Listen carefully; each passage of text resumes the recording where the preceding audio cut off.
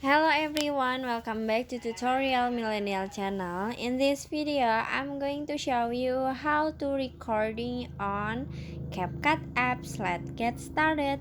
First, open your CapCut, and after this, after you make a new project, you can add on audio.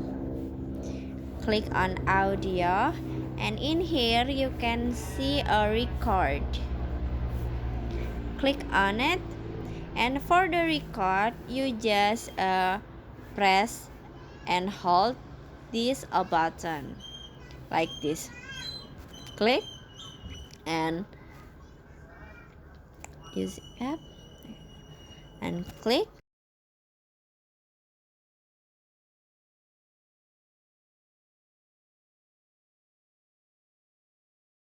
like this. And now you can click on check icon in here. So let's play. Press and then hello guys, welcome back to Tutorial Millennial channel. Okay, so that's how to record.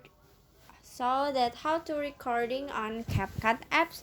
I hope you found this video to be helpful. If you enjoy with the content, and then consider like, comment, and subscribe down below. Happy editing guys, bye bye.